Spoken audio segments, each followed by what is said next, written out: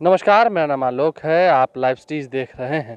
बिहार की सियासत से जुड़ी हुई एक और बड़ी खबर निकल के आ रही है। रामेश्वर चौरसिया, जो कि बीजेपी के कद्दावर नेता थे, बिहार विधानसभा चुनाव के वक्त उन्होंने लोजपा का दामन थाम लिया था और चुनाव लड़े थे एलजेपी के टिकट पर। आपको बता दें, पहले भी सासाराम से वह चुनाव जीत चुके थे बीजेपी के टिकट पर, लेकिन इस बार जब सासाराम और नोखा की सीट जो है वो जदयू के खाते में चली गई, गठबंधन में जेडीयू और बीजेपी जब चुनाव लड़ी थी उस वक्त, तो ऐसे में रामेश्वर चौरसिया ने बीजेपी का साथ छोड़ दिया और लोजपा में चले गए। लेकिन अब ये चिट्ठी देखिए, ये चिट्ठी लिखी है रामेश्वर चौरसिया ने लोजपा के सुप्रीमो चिराग पासवान को, और ये कह दिया है कि अब उनका लोजपा में रह पाना संभव नहीं है।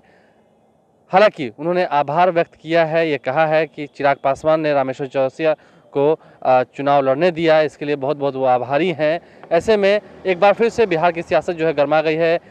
कई जो लोजपा के नेता हैं वह साथ छोड़ रहे हैं। पिछले दिनों भी कई खबर निकल के आए, लेकिन ऐसे में कई बागी होते हुए नेता और कई साथ छोड़ते हुए नेताओं ने एलजेपी की टेंशन बढ़ा दी है।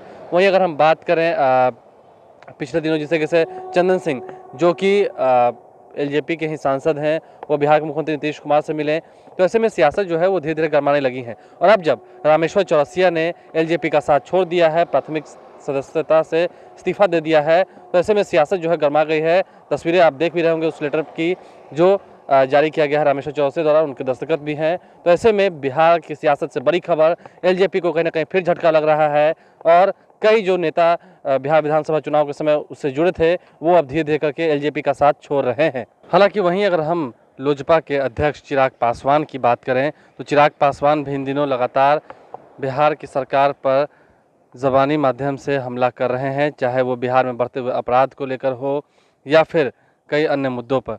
चिराग पासवान एक तरफ जहां नीतीश कुमार पर अटैक कर रहे हैं, जेडीयू पर अटैक कर रहे हैं, वही दूसरी ओर बिहार विधानसभा चुनाव में बीजेपी के खिलाफ न लड़कर चिराग पासवान ने जो रणनीति बनाई थी वो रणनीति कहीं ना कहीं कामयाब भी हुई है। यही वजह है कि बीजेपी के नेता अभी भी चिराग पासवान के खिलाफ खुलकर नहीं बयान देते हैं।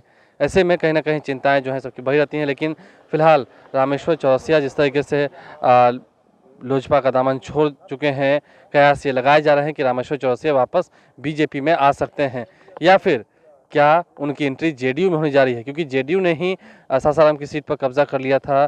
तो ऐसे में जेडीयू में आएंगे या बीजेपी में आएंगे कह पाना मुश्किल है। लेकिन बिहार विधानसभा चुनाव के बाद एक तरफ जहां चिराग पासवान अभी भी अटैकिंग मोड में हैं, बिहार सरकार पर जमकर निशाना साधते हैं, वहीं दूसरी ओर चिराग पासवान की पार्टी को अब तक कई झटके लग चुके हैं। कई ऐसे जो नेता हैं वह एलजेपी को या तो छोड़ चुके हैं या उनके नेता बीजेपी या जेडीयू के नेताओं के संपर्क में रहते हैं अक्सर। ऐसे में लोजपा के एकमात्र विधायक राजकुमार सिंह भी पिछले दिनों जब अशोक चौधरी से मिले थे उस वक्त भी सियासत काफ़ी गरमाई थी, लेकिन फिर बाद में बयानबाजियां जो हैं वो रुक गईं, कुछ बयान निकल के नहीं आने लगे। लेकिन ऐसे में रामेश्वर चौरसिया जो हैं वह एलजेपी का साथ छोड़ चुके हैं, जो इस वक्त की सबसे बड़ी खबर निकल के आ रही है।